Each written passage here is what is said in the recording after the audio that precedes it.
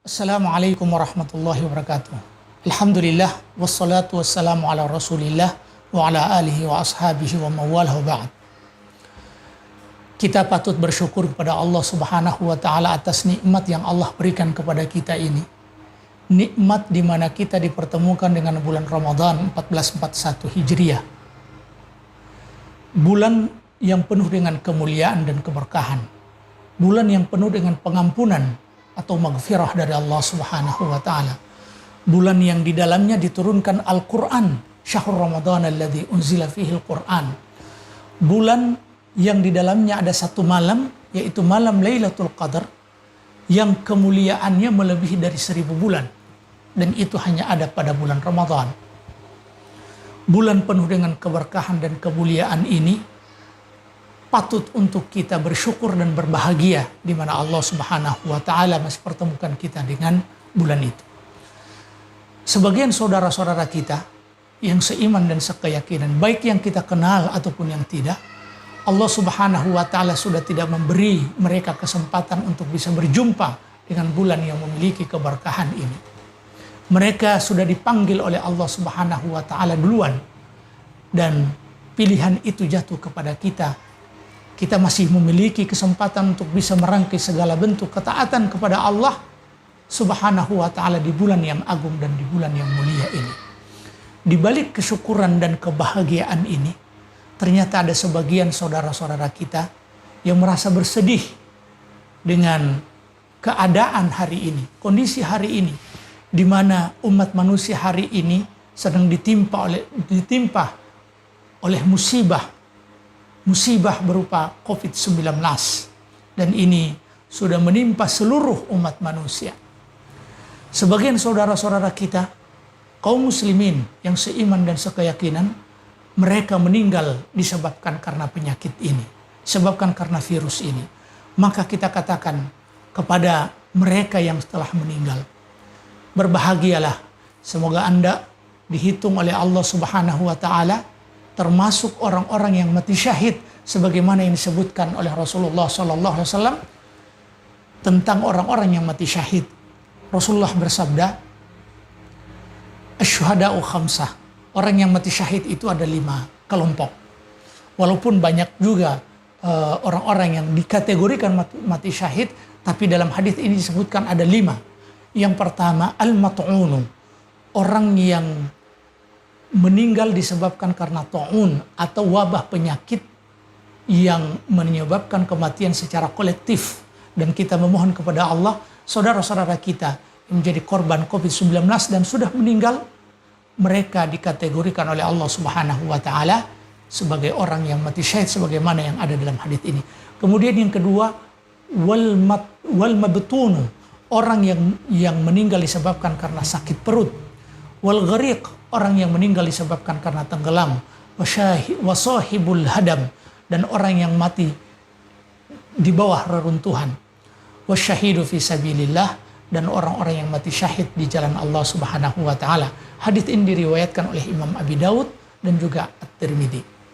Kepada mereka yang sakit, semoga Allah Subhanahu wa taala menjadikan penyakit Anda ini sebagai penggugur dosa-dosa. Kita katakan kepada mereka, la ba'sa tahurun insyaallah. Semoga ini menjadi penggugur dosa-dosa antum semua. Kepada keluarga pasien, semoga Allah Subhanahu wa taala berikan ketabahan, berikan kesabaran atas musibah yang menimpa keluarga mereka ini. Dan sesungguhnya Allah Subhanahu wa taala tidaklah menurunkan satu ujian kecuali Allah Subhanahu wa taala inginkan kita menjadi orang-orang yang lebih dekat kepada Allah Subhanahu wa ta'ala.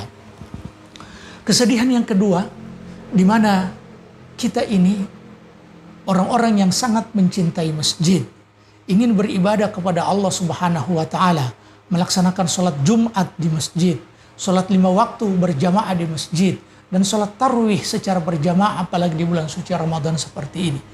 Sebagian orang bersedih, keinginan ini tidak sampai disebabkan karena kondisi hari ini, di mana ada kekhawatiran jangan sampai ketika berkumpul seperti ini menjadi penyebab orang-orang menjadi tertular dengan penyakit yang satu ini. Di mana karakteristik penyakit ini tidak diketahui sebagaimana penyakit-penyakit yang lain. Orang yang tertular atau orang yang mengidap penyakit ini tidak diketahui sebagaimana penyakit-penyakit yang lain yang memang ciri-cirinya sudah diketahui. Maka oleh karena itu, atas dasar ikhtiar, maka kita tidak datang ke masjid. Walaupun hati ini menjerit, hati ini merasa bersedih, hati ini sebenarnya tidak menerima. Tapi kemudian karena sebuah kemaslahatan, maka kita tunduk. Kita berusaha untuk sholat berjamaah di masjid, berjamaah di rumah.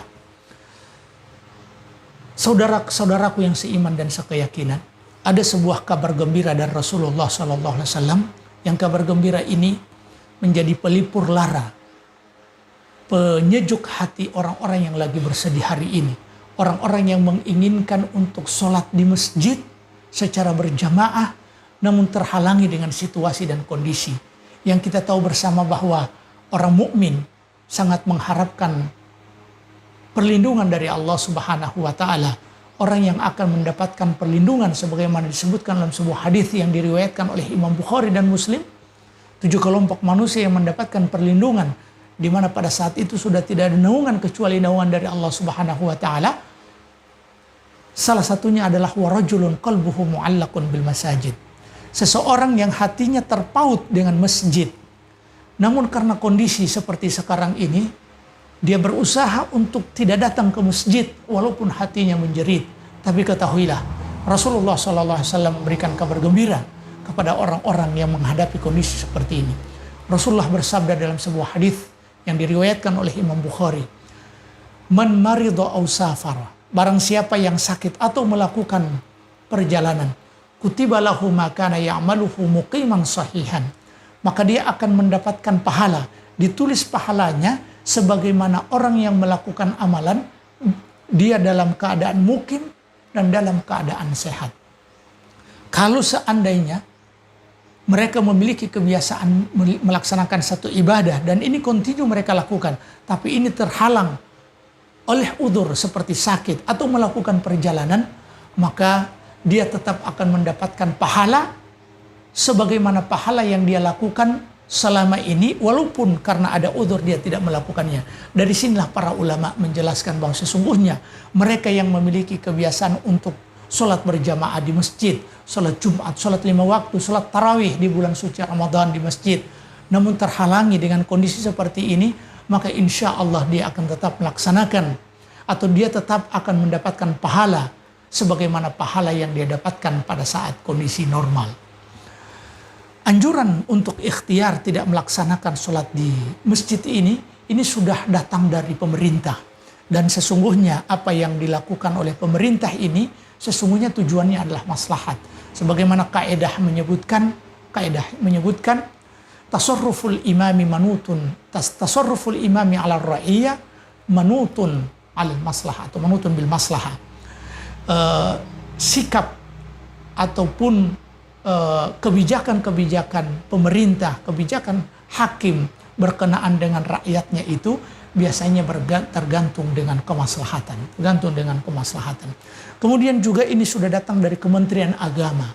Kementerian Agama sudah menghimbau untuk melaksanakan sholat di rumah pada saat-saat COVID-19 masih merajalela seperti sekarang ini. Kemudian juga para ulama, baik ulama kelasnya lokal, nasional ataupun ulama dunia, menghimbau kepada kaum muslimin dan kepada masyarakat secara umum untuk tidak melaksanakan kegiatan-kegiatan yang mengumpulkan banyak orang, yang kegiatan yang diikuti oleh banyak orang, termasuk beribadah kepada Allah untuk sholat berjamaah. Dan sholat berjamaah itu dilaksanakan sendiri-sendiri, sholat 5 waktu dilaksanakan sendiri-sendiri di rumah masing-masing. Dan memang Rasulullah SAW menyebutkan bahwa innama ju'ilal ardu wa ju'ilat liyal ardu masjidan wa tahura, kata Rasulullah SAW, dan bumi ini dijadikan tempat sujud dan suci.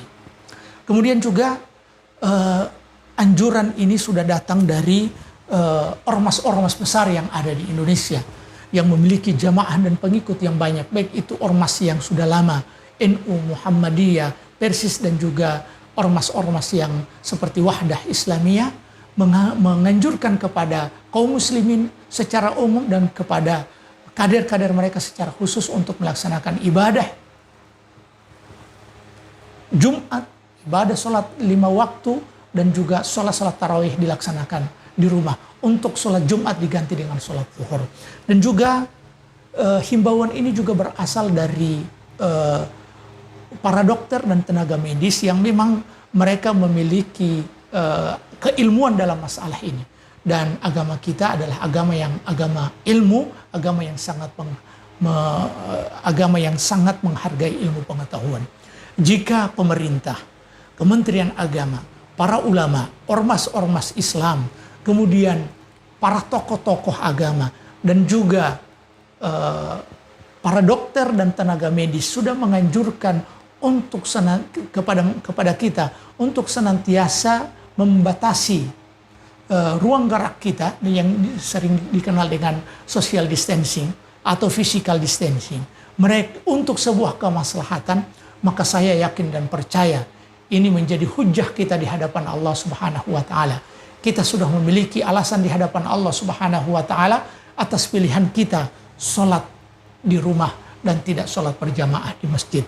Semoga Allah Subhanahu wa taala akan segera mengangkat penyakit ini, lalu kemudian kondisi sudah kembali normal dan kita bisa beribadah dengan khusyuk dan juga beribadah dengan normal. Semoga Allah Subhanahu wa taala mengampuni segala dosa-dosa kita semua dan menaikkan derajat kita di sisi Allah Subhanahu wa taala. Hadanallahu wa iyyakum ajmain. Subhanakallahumma bihamdika asyhadu an la ilaha illa anta astaghfiruka wa atubu ilaik. Wassalamualaikum warahmatullahi wabarakatuh.